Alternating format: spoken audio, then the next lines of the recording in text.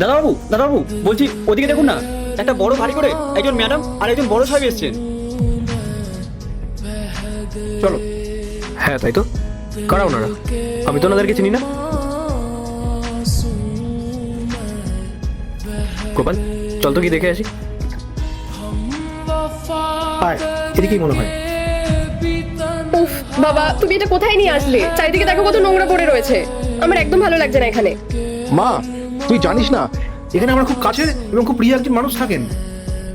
Uncle, বলছি আপনারা কি কাউকে খুঁজছেন? হ্যাঁ বাবা, অভিজিৎ মিত্র কি এখানে থাকেন? হ্যাঁ, উনি আমার বাবা হন। কি দরকার ওনার সঙ্গে আপনার? আচ্ছা, উনি কোথায় আছেন এখন? আঙ্কেল, আমার বাবা আর এই পৃথিবীতে নেই। আজ থেকে 6 মাস আগে হার্ট অ্যাটাকে আমাদেরকে ছেড়ে চলে যান। কিন্তু আঙ্কেল, আপনি কে? আপনাকে তো ঠিক চিনতে পারলাম না। কি বলছো বাবা, অভিজিৎ বেঁচে নেই? আসলে আমি আর তোমার বাবা খুব ছোটবেলার বন্ধু। নমস্কার আঙ্কেল। হ্যাঁ নমস্কার। তোমার বাবা আর আমি খুব ছোটবেলার বন্ধু।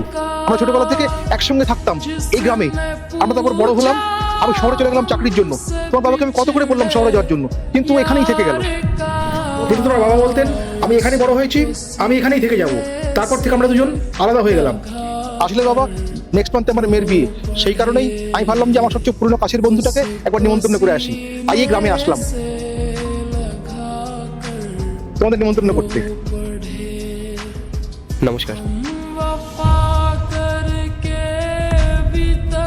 বাবা, এখানে এসে তোমার মুখ থেকে শুনলাম তোমার বাবার নেই। এটা শুনে আমার খুব খারাপ লাগছে। যাও, ছাড়ো এসব, যা হওয়ার তত্ত্ব হয়ে গেছে। তোমার বাবার অবর্তমানে এখন তুমি তো আছো।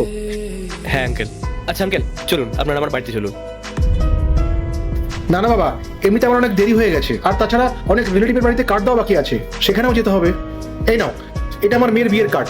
তোমাদের সবাইকে কিন্তু অবশ্যই আসতে হবে। হ্যাঁ আঙ্কেল, আমি অবশ্যই আসবো। আচ্ছা আঙ্কেল, ছেলে কি করে? বাবা, আমার জামাই শহরে অনেক বড় বিজনেস করে, ওরা অনেক বড় লোক, আর আমার মেয়েও খুব পছন্দ করে ওকে। তাই আমি রাজি হয়ে গেলাম ওদের চারা ত্যাগ করে দিতে। বাহ, তার মানে তো লাভ ম্যারেজ করছেন উনি। হ্যাঁ। বাবা প্লিজ বন্ধ করো না তোমাদের এসব কথা। আমার একদম ভালো লাগছে না এগুলো, আমার খুব ইরিটেটিং লাগছে। ইস, কি নোংরা এই জায়গাটা। বাবা, তুমি গাইয়া মার্কা ছেলেটার সাথে এতক্ষণ ধরে কথা বলছো।